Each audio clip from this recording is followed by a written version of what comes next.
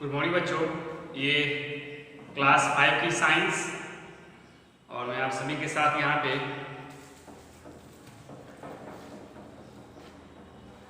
आज जो हम सभी को पढ़ना है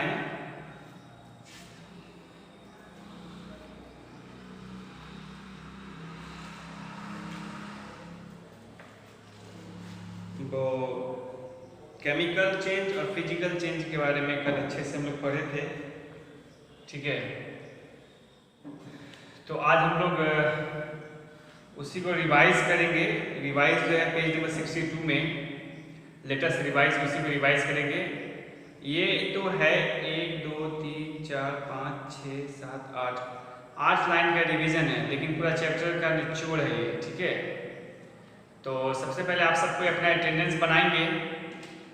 अटेंडेंस बनाने से मुझे ये आइडिया लगता है कि कौन बच्चे प्रेजेंट है, कौन बच्चे एब्सेंट है। ठीक है, तो सबसे पहले आप लोग अपना अटेंडेंस बना लीजिए और शुरू करते हैं हम। Matter is anything that has mass and occupies some space. Matter is anything that has mass and occupies some space. Matter जो होता है, ठीक है, तो उसमें मास होता है, ठीक है, और कुछ स्पेस ऑक्युपाई करता है। सॉलिड में किसी भी सॉलिड को आप उठा लेंगे तो उसमें कुछ ना कुछ मास होगा और वो वेट ऑक्युपाई, वो स्पेस ऑक्युपाई करेगा ही। सारे मैटर ऐसा नहीं करते हैं। The matter exist in 3 states. Matter जो होता है वो 3 स्टेट में बांटा गया है मैटर को। ठीक है, एक होता है सॉलिड, दूसरा लिक्विड और तीसरा गैस। सॉलिड, लिक्विड और गैस, ये 3 स्टेट में इसको बांटा गया है मैटर को। The matter exist in 3 state. Matter जो है उसको 3 स्टेट में बांटा गया है, solid, liquid and gas. Matter is made up of small particles called molecules. Matter जो होता है वो स्मॉल पार्टिकल्स से मिलकर बना हुआ होता है, ठीक है, जिसको हम लोग मॉलिक्यूल्स कहते हैं। मैटर जो है वो स्मॉल पार्टिकल्स से मिलकर बना हुआ होता है और जिसको हम लोग मॉलिक्यूल्स कहते हैं। ठीक है, the space between the molecules is called intermolecular space. जो स्पेस होता है मॉलिक्यूल्स के बीच में, उसको हम लोग बोलते हैं इंटरमॉलिक्यूलर स्पेस। और ये स्पेस जो है लिक्विड और गैस में होता है, सॉलिड में ये स्पेस नहीं होता है, क्योंकि सॉलिड के जो स्पेस होते हैं, ठीक है, वो होते ही नहीं है, वो टाइटली पैक्ड होते हैं। ठीक है, टाइटली पैक्ड होने के कारण उसके बीच, उनके मॉलिक्यूल्स के बीच में कोई भी स्पेस होता ही नहीं है।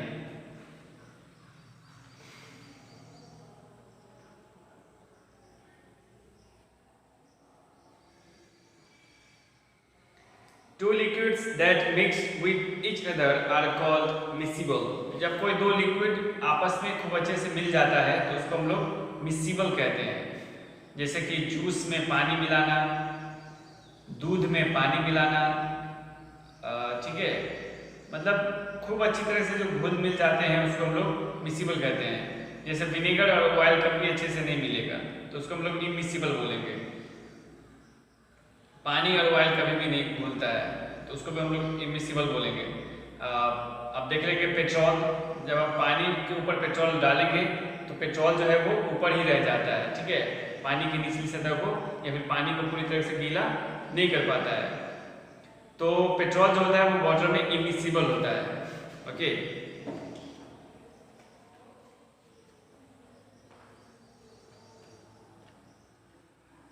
The state of matter of a substance changes on heating or cooling. The state of matter of a substance, किसी मैटर का जो सब्सटेंस होता है वो उसके हीटिंग और कूलिंग पे चेंज होता है।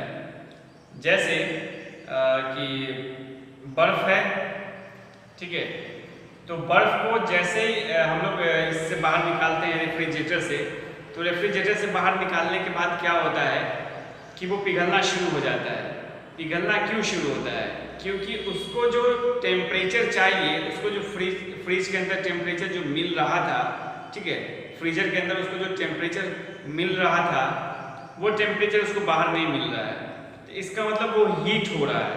ठीक है, अगर वो पिघल रहा है तो वो हीट हो रहा है, यानी कि बर्फ को पिघलाने के लिए, ठीक है, अभी का जो इन्वायरमेंट है, ठीक है, बर्फ को पिघलाने के लिए अभी का जो इन्वायरमेंट है, अभी बाहर का जो टेम्परेचर है वो सफिशियंट है, और इसी टेम्परेचर में फिर आयरन को नहीं पिघलाया जा सकता है।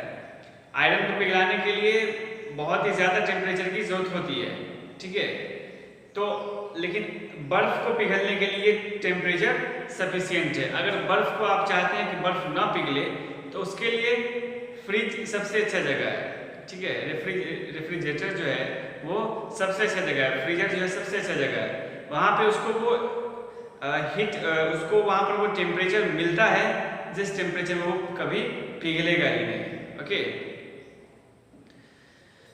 और उसके बाद जैसे ही हम बर्फ के टुकड़े को बाहर निकालते हैं फिर वो पिघलना शुरू हो जाता है। तो कोई भी जो मैटर होता है तो उसको हीटिंग या कूलिंग करने पर उसके सब्सटेंस जो है वो चेंज हो जाते हैं। जैसे कि आइस बन जाता है लिक्विड हीट करने पर, फिर लिक्विड बन जाता है हीट करने पर गैस, यानी वेपर बनकर उड़ जाता है।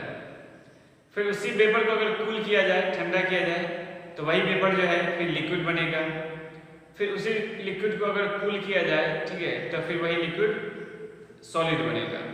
तो इसी प्रकार से ये सब जो है हीटिंग और कूलिंग पर डिपेंड करता है।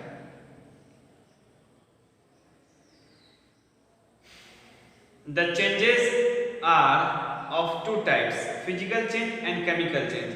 चेंजेस जो होते हैं वो दो तरह के होते हैं, एक होता है फिजिकल चेंज और एक होता है केमिकल चेंज। फिजिकल चेंज जो होता है उसमें कोई भी नया कुछ भी नया प्रोडक्ट नहीं तैयार होता है, ठीक है, उसमें कुछ भी नया तैयार नहीं होता है, ये फिजिकल चेंज है। फिजिकल चेंज में कुछ भी नया तैयार नहीं होता है, और केमिकल चेंज में कुछ नया बनता है। फिजिकल चेंज जैसे कि हमने किसी साइकिल को उठाकर पटक दिया, ठीक है, साइकिल टूट गया, उसका ब्रेक टूट गया, उसका सीट टूट गया, उसका पैडल टूट गया, उसका चेन कवर टूट गया, तो ये सब फिजिकल चेंज हुआ।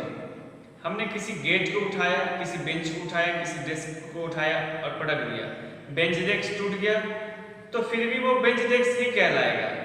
ऐसा नहीं है कि बेंच डेस्क टूटने के बाद आम बन जाएगा, लीची बन जाएगा, ऐसा तो है नहीं, कोई नया चीज तो बन नहीं रहा है। बेंच डेस्क टूटने के बाद बेंच डेस्क ही रहेगा, है ना, तो कोई भी नया चीज नहीं बन रहा है, ठीक है, कोई भी नया चीज नहीं बन रहा है। तो इस प्रकार से हम लोग कहते हैं कि ये फिजिकल चेंज है, उसके फिजिकल बॉडी पर चेंज आया है। कोई और भी एग्जांपल आप ले लें, कोई मकान ही टूटता है तो वो फिजिकल चेंज है, ठीक है, मकान टूटने में तो कोई नया चीज बनाता नहीं है, वो मकान टूटने मकान ही रहता है, ईंट ही रहता है ना, तो कोई नया चीज बनता नहीं है।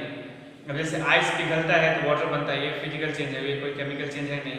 आइस पिघलने के बाद दूध बन जाता तब कहते हैं कि ये केमिकल चेंज है, लेकिन आइस पिघलने के बाद तो पानी ही रहता है, तो ये फिजिकल चेंज है। केमिकल चेंज जब कोई नया चीज बनता हो, ठीक है, रिएक्शन करने के बाद जब कोई नया चीज तैयार होता हो, ठीक है, चेंज होने का कोई नया चीज तैयार होता हो तो उसको हम लोग केमिकल चेंज कहते हैं। जैसे एक माचिस की तीली है, कल हमने एग्जांपल दिया था, माचिस की तीली को हमने जलाया, जलाने के बाद वो लकड़ी था, लकड़ी के बाद फिर वो क्या बन गया, राख, एशेस बन गया, है ना, तो फिर वो क्या हुआ, वो हुआ केमिकल चेंज। पहले लकड़ी था फिर राख बन गया, तो उस राख को तो लकड़ी कह नहीं सकते हैं, ठीक है, उस राख को लकड़ी तो कह नहीं सकते, उसको तो राख बोलेंगे। तो और इसमें क्या होता है केमिकल चेंज में कि फिर उसको उसी फॉर्म में चेंज करना मुश्किल होता है, ठीक है, मतलब होता ही नहीं है। अब जैसे कि किसी लकड़ी को हमने जलाया तो वो राख बन गया, एशेज बन गया, और फिर उसी एशेज से हम लोग क्या राख लकड़ी बना सकते हैं, संभव ही नहीं है ना। फिर उसी एशेज से हम लोग लकड़ी नहीं बना सकते, तो ये केमिकल चेंज हुआ, सॉरी हाँ, ये केमिकल चेंज हुआ, ठीक है। तो जब कोई नया चीज बनता है, ठीक है, चेंज होने के बाद जब कोई नया चीज बनता है और फिर उसको उसके ओरिजिनल फॉर्म में चेंज नहीं किया जा सकता है, तो ऐसे चेंजेस को हम लोग केमिकल चेंज कहते हैं। फिजिकल चेंज में जैसे कि हमने बेंच डेस्क उठाया, अभी हमने बताया कि आप लोग ऐसा कीजिएगा मत, सिर्फ मैं बता रहा हूँ एग्जांपल के लिए कि हमने बेंच डेस्क उठाया और पटक दिया, तो बेंच डेस्क टूट गया, टूट गया तो अब क्या करना है भाई, तो अब कारपेंटर को लाएंगे बुलाकर, उसको जो उसका पौवा है, जो उसका तख्ता है, ठीक है, जो कुछ भी है उसको कील मारकर, हथौड़ा मारकर उसको फिर बेंच डेस्क बना सकते हैं, ठीक है। तो बेंच डेस्क टूटने के बाद भी बेंच डेस्क बन गया, तो ये फिजिकल चेंज है, उसके फिजिकल बॉडी पर चेंजेस आया है, ठीक है। थोड़ा बहुत निशान लग गया, 2-4 कांटे लग गया है ना, कील लग गया है, तो वो उसका थोड़ा सिंबल बन सकता है। तो इसको हम लोग फिजिकल चेंज बोलेंगे। कोई नया चीज़ जब बनता हो तो उसको केमिकल चेंज, लेकिन जब कोई नया चीज़ ना बनता हो, ठीक है, और उसको फिर से उसी फॉर्म में चेंज किया जा सकता हो, ठीक है, तो उसको हम लोग फिजिकल चेंज बोलेंगे। जैसे कल हमने एग्जांपल दिया था कि एक शीशा ग्लास लीजिए और उसको तोड़िए, ऐसा करना नहीं है, इमेजिन कीजिए एक शीशा ग्लास आपने लिया और उसको तोड़ दिया, छोड़ा तो वो चूर चूर हो गया, फिर आप उसको मतलब बहुत ज़्यादा भी चूर नहीं हुआ तो 2-3 टुकड़ा में बढ़ गया, तो ये केमिकल, ये फिजिकल चेंज हुआ, बिकॉज इसमें कोई नया चीज़ नहीं बना। शीशा का ग्लास जैसे ही नीचे गिरा तो वो स्टील का ग्लास नहीं बन गया, वो फाइबर का ग्लास नहीं बन गया, वो तो रहा शीशा ही, टूटने के बाद वो शीशा ही रहा।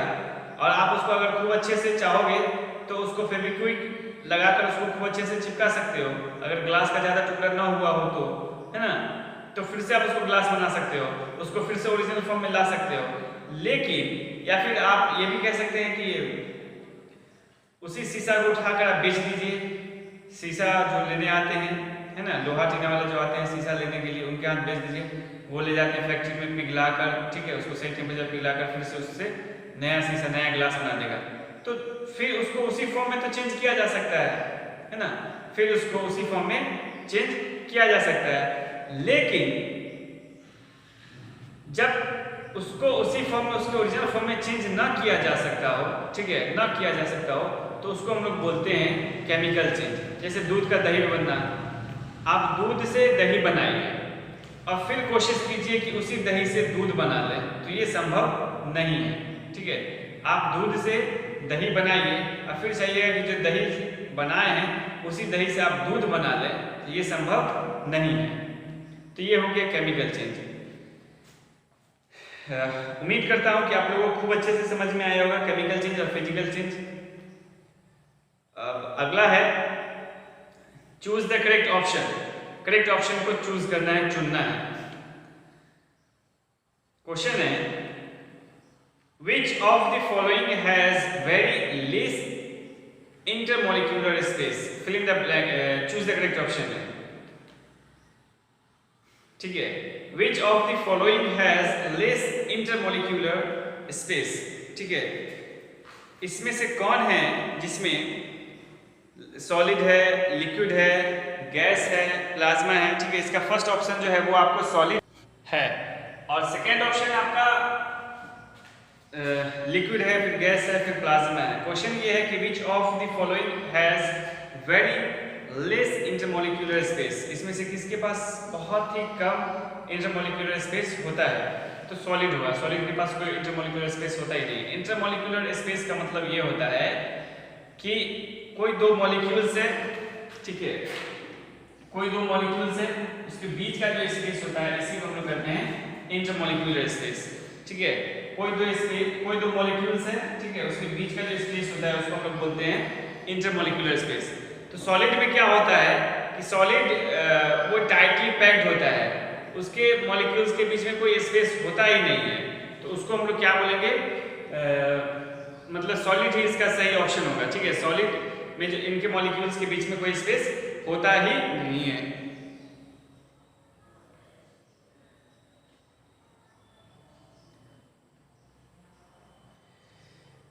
Which of the following has no definite shape and volume? इसमें से कौन है जिनका definite shape और volume नहीं होता है?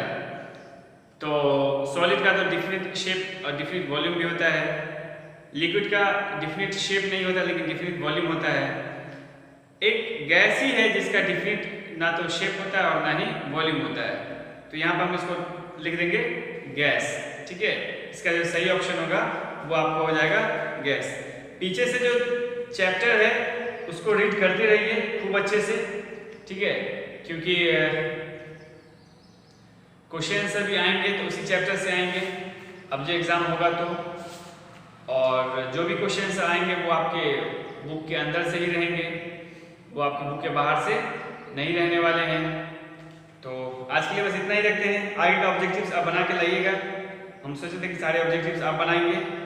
तो वन वर्ड है, ट्रू फॉल्स है और correct choose the correct option है। इन सभी को आप लोग बना कर लाएंगे। तो आज के लिए बस इतना ही रखते हैं। Thank you very much.